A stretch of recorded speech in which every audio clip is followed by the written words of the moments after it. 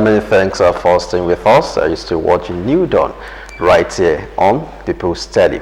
Well, our political parties are known as a platform for the recruitment of political leaders and organization of the parliaments and governments in advanced and developing democracies, though internal wrangling or internal democracy seems to be the bone of contention, and that takes us to the management of internal crisis by political parties, where the dust of the internal crisis in Ondo has settled.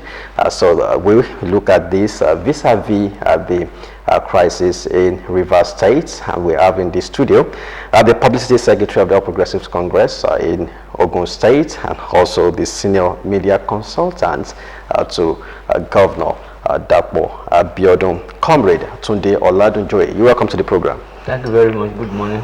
Yes, sir. Good morning. Thanks for honoring our invitation. Management of internal crisis, by political parties. Like I said, the one in Ondo seems to have settled.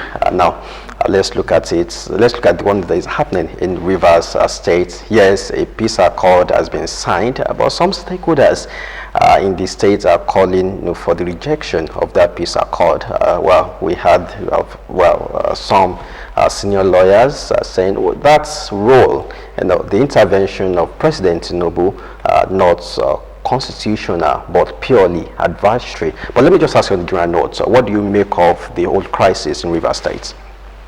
Well, thank you very much, my dear colleagues, and let me also thank Murenikeji, who practically dragged me to the studio this morning. You see, from where you started, political party is a group of people with common interests that have come together to seek power. That is the main objective, to seek power. And that is what separates a political party from a pressure group. Pressure group struggle, mobilizes for their members, for the welfare of their members, but not to take political power. But political party is after the taking over of power in the public office at whatever level. And because of this, different people are brought together. Therefore, you cannot avoid contradictions, or what the medical people will call contraindications, because in the contest for power, there are varied interests, and there are also interests in a particular position by many people. And to now sort of maybe worsen the case, what we have in this climate now is just the basic attempt to get to power, to get to office, and not really and strictly, political party membership now is not really or strictly based on ideology.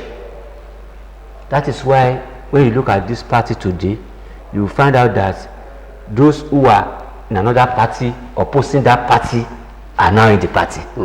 It's like open swinging door.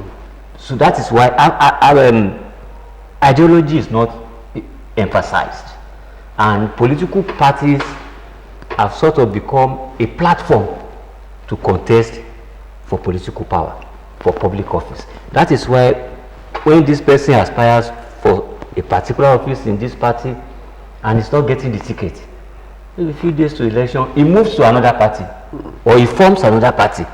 So that is the basis, the foundation of what we have here that is playing out, because unlike in those days when no matter what you say, even if you still run out along those elderly people, they will say, I am in UPN, I am formerly of AG. from AG, I'm in UPN, from UPN, I'm in ACN. They will still trace it to the level of being in APC. For example, those are the politicians of yore whose major interest, regardless of attempts to occupy power of public office, is based on foundation, is based on ideologies. You understand? And when now after running around, they say there are 2 new parties, there are 3 new parties. Which one is like Abeokuta? You know, so that is the basic. I mean, one of the problems we have, that people of varying interest, people of different ideologies, and people who seek political membership just to contest for office are now brought together under one roof. So there are going to be what I call contraindications, because you also know that even as head of family, it's difficult to manage a family because the children have different views, different behaviors, let alone a political party, let alone when party positioning, recognition now, unfortunately, is determined by money. Because if you want to contest for a political office, for example, and they say, come and pay 20 million as form, you must think well before you go and put that money on it.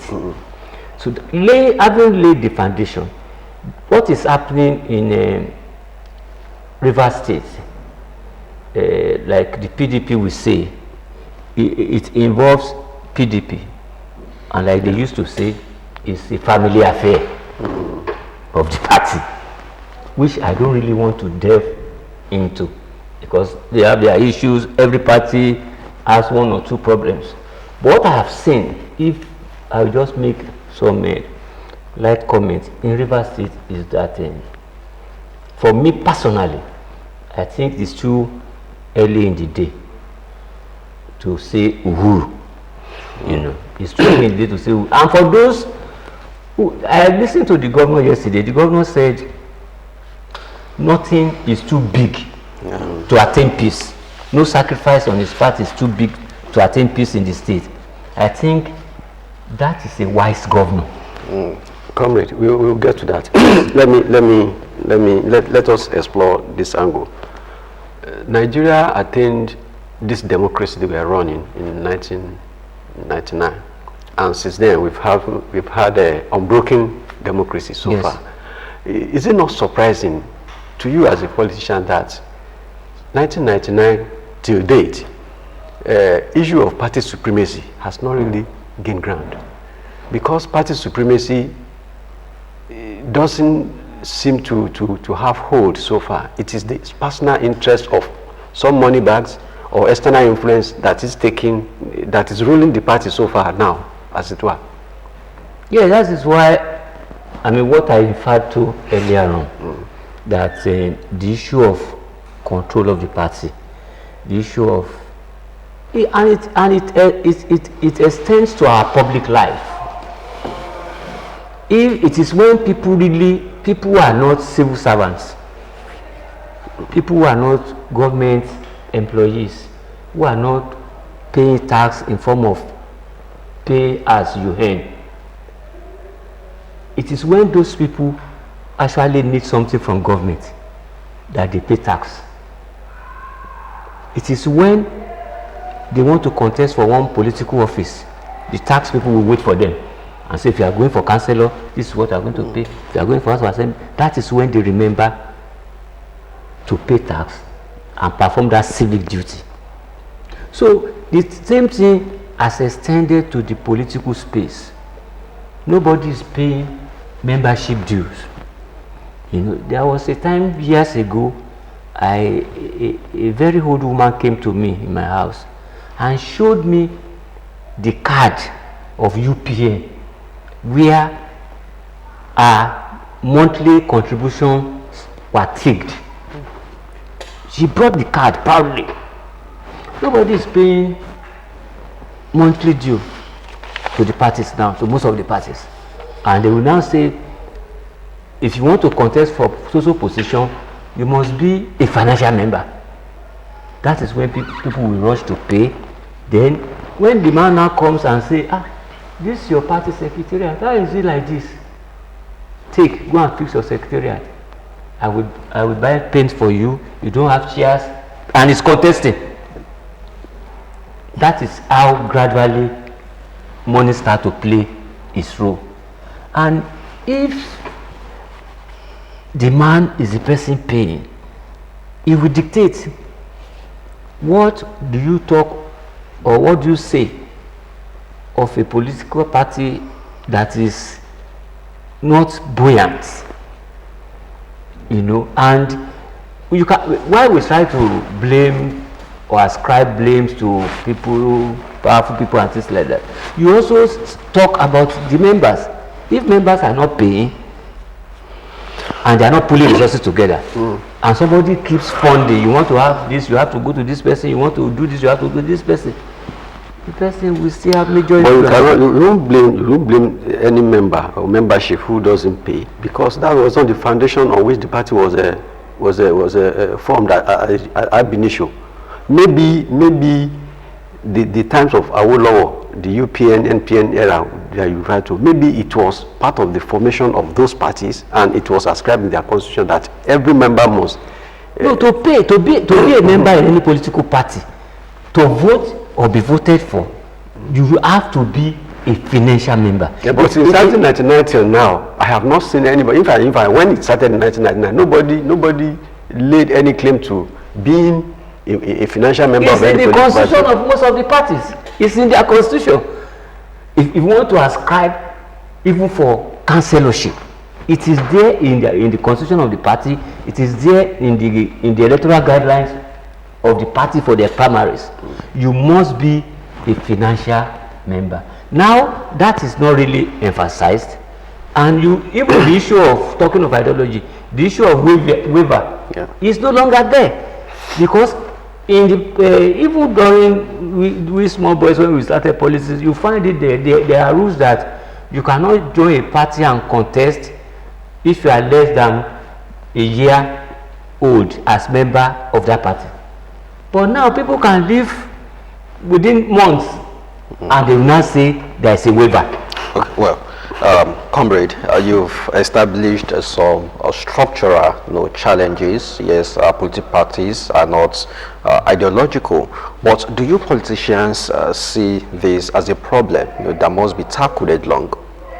The reality is that you cannot stop anybody from joining a political party, because there is freedom of association, which is fundamental human rights. All the political parties have their ideology, their constitution, and what have you. So it is there, but it is not what is strictly enforced.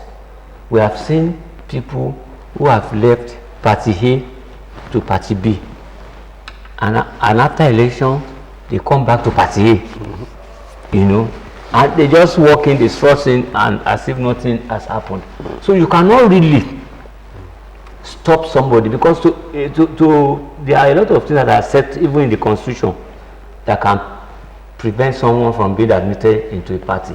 You know, if the person is mentally ill, a convict, and things like that. So once all these ones are clear, you can't stop somebody from joining. But the party, what the party should do is to continue to educate the members at different levels, because part of it is that as a member of the party, first you have to know what is the slogan of the party, what is the meaning of the logo of the party, what does it transform, how does it relate to the policies of the party that you want to implement when you get to office. But at the end of the day, the major problem still remains the personal interest. You know, somebody wants to contest for governorship, he has not even considered himself from the level of maybe supervisor, maybe councillor, House of Assembly, especially some of these are friends that just come from abroad and believe that whatever they point to will be given to them on the platter of gold, maybe convert the foreign currency and spread it around and things like that. But people are wiser now, because you, for 4 years we have not seen you. 6 months to election, you are coming and you are asking for the biggest meat on the plate. You know, so at the end of the day, you find out that people just collect their money and make their decision. But at times they have their way. Yeah, at times. But now it's very rare, because people will say, we don't want Tekobo, we don't want Toyobo. Because when somebody comes and just throw money around and you give them the ticket, if fortunately or unfortunately they get the ticket, you will not see them again. That is number one. Number two, there is no commitment to the people, because it's as good as having bought the ticket. And when you put pressure on those people like that for long, they say, sorry, I got here, fine, but I paid. You know, so there is no genuine sense of giving back. It is not like an investment. You know, I've invested, I've earned my profits, and I've closed job. You know, it is now when the next election is near that is okay. Let me move on, so do some little drama and see whether I'll be given a return ticket. Okay, comrade. There are a lot of crises that we now contend with. Like my colleague said, the Ondo issue has been put to rest now. Of course, the River State crisis is the front burner in the nation now. There are a lot of crises that we heard, that we read about, that we see on television, on political struggles here and there from many states. Though some of them are not have not gotten to the level that will escalate to national discourse anyway, like the River State now. But because of the failure of internal democracy within parties, a lot of cases are in court, settling one dispute or the other, whatever. Yeah. Now, I want to ask, how can we develop to a level that parties will be able to resolve their crisis? It won't bother on threat to the security of people outside, even before election period. How can we get to that level? Well, all these crises always arise when election is coming. Like now, you can see that we are in off season, so there are lesser rancor and things like that. But you see, internal democracy is it, because there are rules in each and every party. There are regulations, there are guidelines for primaries, and the head, you know, now whether you like it or not, the leader of any political party in any state, the governor is the leader of the party. It used to be the chairman of the party, and those periods, there are relative peace. Yes, but now the governor is the leader of the party, you know, because everything now lies on the shoulders of the governor. Don't you see that as an aberration? But that is the reality. But the point is that you will still need to practice, even if you are the one that is the leader at the helm of affairs, you will still need to practice internal democracy. I will give you an example of this present government in Ogun State, Prince Abeokuta. In the issue of selection of commissioners, when we came in, we had, I think we had 17 or 18 commissioners, and we have 9 federal constituencies. The governor said, party, go and give me 9 commissioners. I'm not going to dabble into it. Whatever name you give me is what I will use. Where you cannot agree, give me 2 names. I will pick 1, but I don't want 3. So the other slot, he keeps for himself. Even as at that, there were little complaints. You can't reduce it to 0, but it reduced the tension a lot. But where a governor will sit down and say, I'm writing a list, I'm writing a name, and you have maybe 42 positions, House of Assembly, House of Rep, I mean in Ogun State, House of Rep, Deputy Governor, Senate, and one person sat down and wrote all the names and said, I've decided for all of you. Naturally, no matter who, politicians will resist that. And it will have a telling effect during the election. What we need to know is that people should be broad-minded and not say, I must get these slots by all means. If you play your politics very well, if people know that you are an upright member of the party, you are loyal, you are consistent, you are supportive, you can even get something that is higher and more rewarding even to you personally than elective public office. So with the politicians, we also need to do what I call give and take. And you cannot have an authority as a leader. If you have an authority, your authority as a leader is based on people around you. You can't be a despot, because in politics, an unknown person can tell a governor that, so what is it? You are a member of the party, I'm a member of the party. You have one term, I have one term. You know, so it is like in our local parlance, if hunters have gone on hunting expedition and they are back and they want to share the meat, if the head of the hunter says, I have a meeting in town, please share this thing, I will come back and take my own, they will still give him the biggest or largest in a normal setting. But you cannot be a driver, a conductor, and a passenger at the same time, as we have seen in some other areas of state or political parties. And those are the basis of the problems we have. Okay. Politics of I must get it, which PDP refers to as our Baba, do or die. But now, in political parties, you know, who is really the head of the hunters? Because you've established that, yes, every governor is a leader of the party. Yes. Well, of course, the president is the national leader. Yes. And then we have the national chairman at the state level. We have the chairman, we have state chairman. We also have the leader as the governor. But if there's a clash of interest, for example, who is superior? The operationally? Leader. The leader. But there's a chairman. Yes, the chairman also has said that the president is the leader of the party, the governor is the leader of the party. And for example, there are different levels of resolution of crisis in the party. And if you remember our former chairman at the national level, Comrade Adam Soshomo, was suspended from his ward. And at the end of the day, he was removed as national chairman.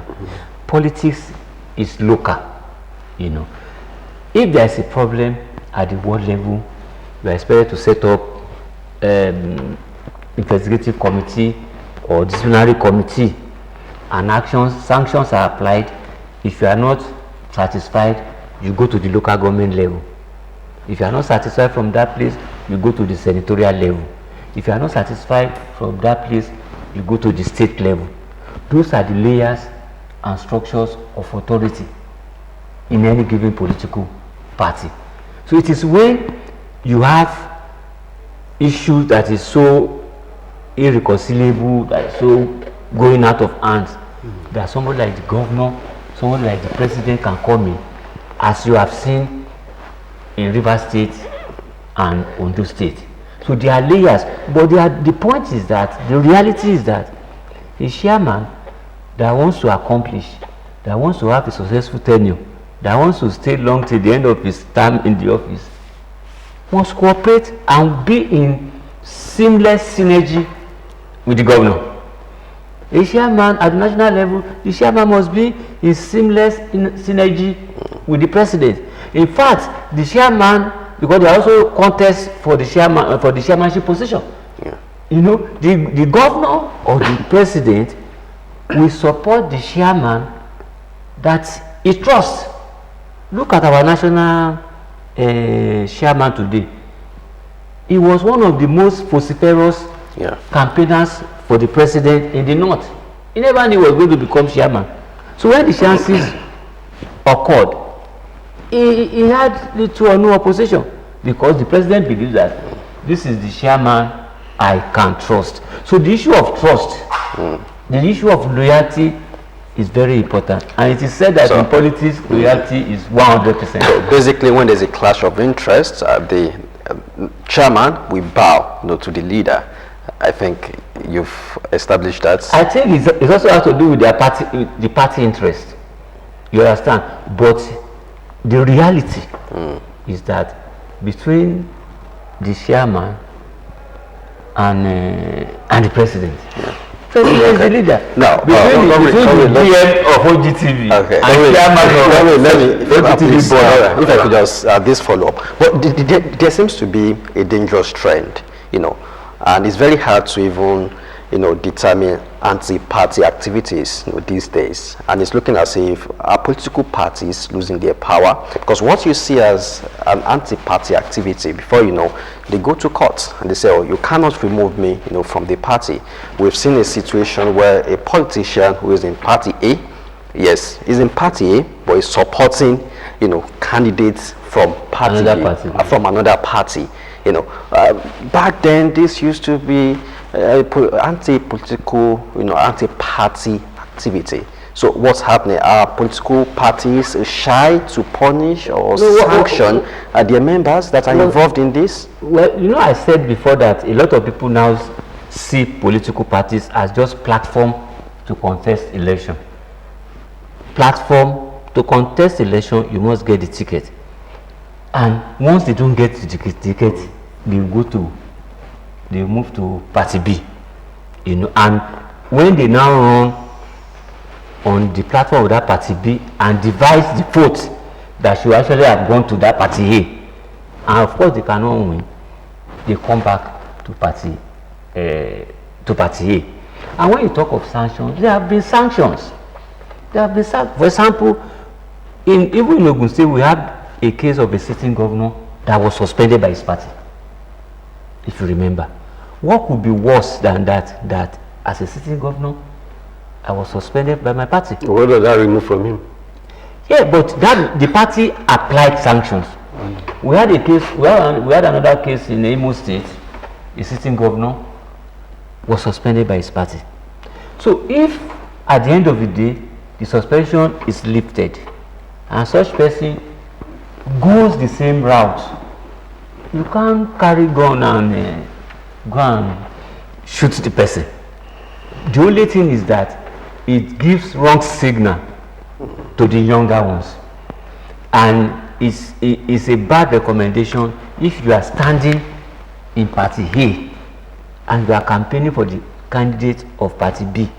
And at times when you look at the situation, like my governor here, Prince Abeokuta, a lot of people have said it, even to his face, that you are too slow, you are too weak, you have to do this, you have to do that, and you can't take that when he was here. You can't. But at times, the approach is the approach of Omoluabi. Don't do things that even if you are right, it will end up eating the polity.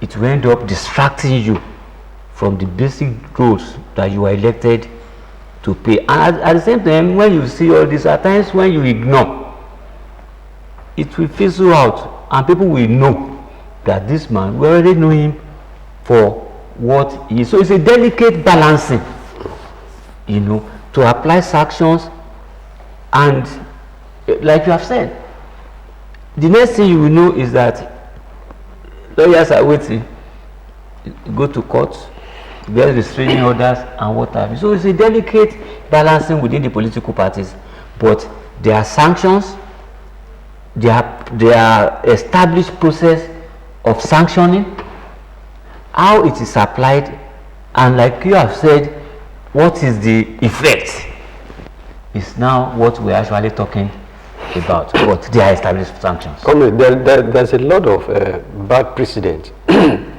that are unconstitutional since 1999 that we adopt this democracy, and even till now.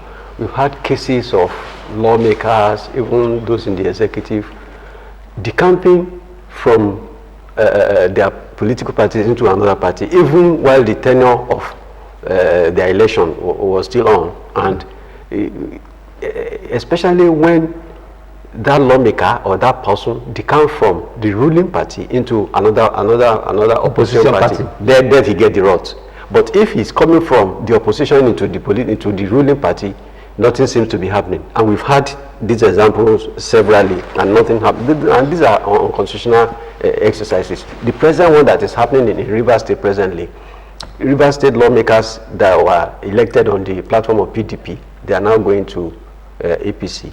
And of course, somebody wanted to go to court, and the court says, no, we cannot declare their certificate. But the constitution says if you are elected on the platform of a political party and you decamp before the end of your tenure there, automatically you lose your seat. Yes, but is that not bad precedent? There are caveats. What I understand with Rivers is that I think the court has not said you cannot declare there. The court gave a restraining order pending that you can't declare their seats, they can't, pending the termination of the suit they have taken to court. But there is a window in this issue of decamping that the law stipulates. The law says you can only decamp if there is division, crisis within the political party. So those who decamp and those who have decamped now, River for example, we have to prove that there is a crisis within the party that has led them. And I think the law says that the crisis will be at the national level. Not at the state. Not at the state level. Now, so maybe they have to prove that Minister W is not greeting Alaji Hay at the national level, so there is division or they have gone to court. But they have to bring a reason. It will not be left to the court to look at the reason they are pushing forward for the campaign, and to really establish. It is the court now that will really establish whether there is actually division within the party at the national level. So there is a window there, and people have been using that opportunity to say that I'm leaving because there is division. But the law is clear about people leaving one party to other, because we are talking about the law, because there is no longer, morality is no longer having a role to play, you know, because you will see somebody who has abused President Tinubu to from air to heaven, and the man eventually won. Before you know it, it's not only the party, maybe it's even occupying a position within the party. So the morality is so low. That's why people are now emphasizing what is the legal way out. But of course, you know that even in a case that people should know cannot fly, our people in the legal profession will take it up and still approach the court. You will recollect that recently the Supreme Court of the land gave a judgment and awarded about 40 million damages or cost against a lawyer for bringing that case to court, you know. And I've never had it, because I noted the words of the Supreme Court. Part of what they said is that suit was vexatious, was annoying. So for judges of the Supreme Court to describe that legal action that was annoying to them, which shows that the learned silk should not have even approached the court in the first place, because he's a member of the inner chamber. And that is the problem that part of the problems we have, because once somebody is ready to drop the check, the brief is taken, no matter what, we rush to the court. Let me give one very funny example. In the build-up of the Governor Abeokuta to this second term, we had somebody in an opposition who was contesting for House of Rep, an aspirant. He went to court to challenge the primary election of Governor Abeokuta in APC. while he is a member of another party, contesting for House of Rep and challenging the primary election of Prince Abeokuta in APC, and he got a senior advocate of Nigeria to represent him. And I believe that even a lawyer that has just left law school will know that. And what like this slander, what is your own in their own? Because we'll tell him he doesn't have local standard. Yeah, well, that is it. But he had a son. But, comrade, but this seems to be a PDP, crisis, because, of course, officially, Nyesom Wike is a member of the PDP. Though operationally, family matter. Yeah, though operationally, it may not look as if he's a PDP member. So now, that's why some people are not comfortable with the intervention of the president. This is a PDP crisis. Why not allow PDP to solve their internal crisis, since officially Wike is a member of the PDP? I'm restraining myself from talking much about the Rivers State and PDP, because I myself, I was a member of PDP. That is the only party I have been before joining coalition of groups or political parties that form APC. I'm not aware of anywhere at the national level, even at the state A, that issues of PDP have been resolved. Right from Ikenwashuku panel, there was a panel set up at the national level, headed by Brigadier General Ikenwashuku, retired, on Ogun State.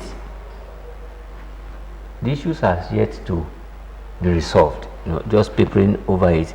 It is not to say that even as APC, we do have our own issues too, you understand? But in the case of Wike and the governor of the state, it is totally PDP affair. But why will a president intervene? The president is the father of the nation. That is number one. So maybe on that moral standing, he could intervene. Rivers State is an economic indicator for Nigeria. If there is a complete breakdown of law and order in Rivers State, it will affect the issue of revenue. I'm talking about crude oil production now in Nigeria. Even when you look at it to that extent, if there is problem in Ogun State, God forbid, the president will still have to intervene, because at the end of the day, Ogun State plays a significant role. If there is, God forbid, a total breakdown of law and order in Ogun State, nobody is going anywhere, because Ogun State is the gateway state, a link to all other states in the country, and sharing border with international country. So whatever happens to Ogun State, by extension, will affect the nation. So and when you look at what also played out in Ondo State, Ondo State is critical.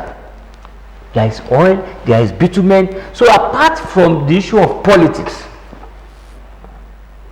you have to look at the economic relevance, economic indicators. If not, you will have said that the president does not even need to intervene in the issue of insurgency.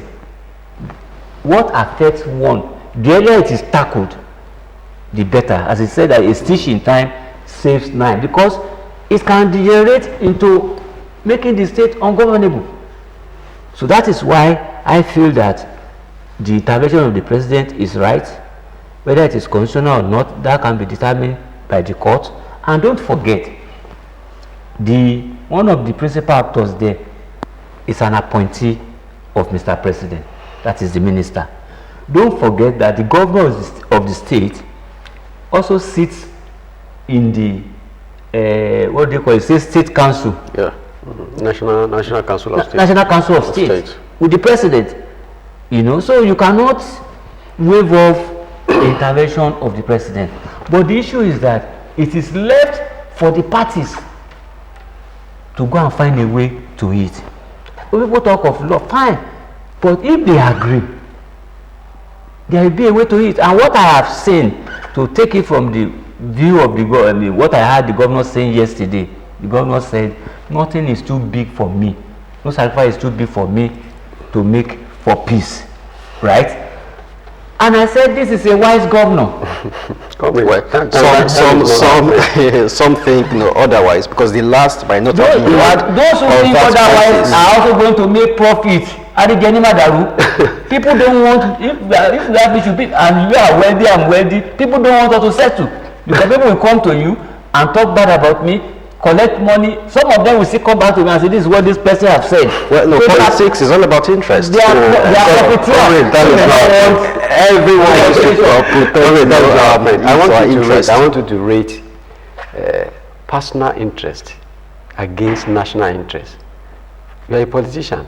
Yes. The crop of politicians we have in this country today. Yes. How much of national interests are in their minds against vis-a-vis their personal interest at seeking power? Well, let me tell you that we don't need to deceive ourselves. I don't need to sit on a national television and start pontificating. Me and you, as a politician, as a non-politician, naturally, our first interest is personal. And that is it. But it is the aggregation of individuals forming that political party that should look, because they write the party constitution guidelines as that should look at the ideology of the party and combine strengths and share their weaknesses in the interest of the populace. If you look at, maybe you can give it to the non-governmental organizations who, if some are concerned with education, some are concerned with child labor, they will not even be directly affected, they are not seeking for political office.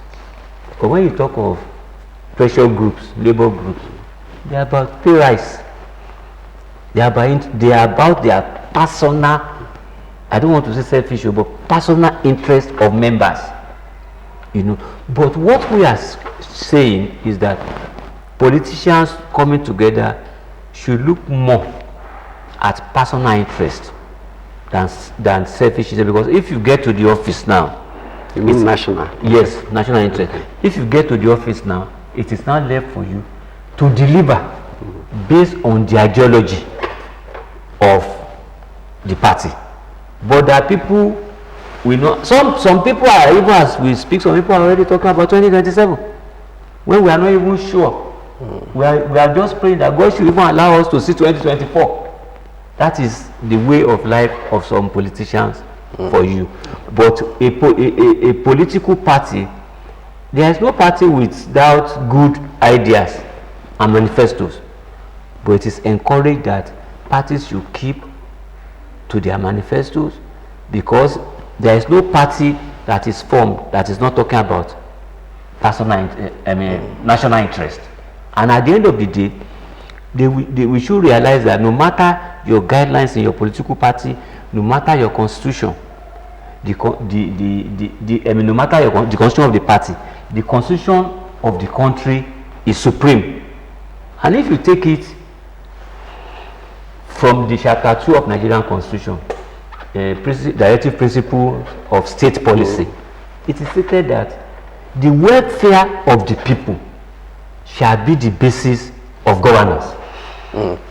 Well, comrade, every political party has an ideology, but how come these ideologies are not popular? In fact, you could ask a party member and say, okay, what is the ideology of your party? Let's just have it on paper, even if these ideologies are not operationalized. At least let's have it on paper. Okay, these are ideologies. These are what we stand for, just like how it is in the UK, in the United States of America. How come these ideologies are not conspicuous? They are limiting factors. I've spoken about the need for education.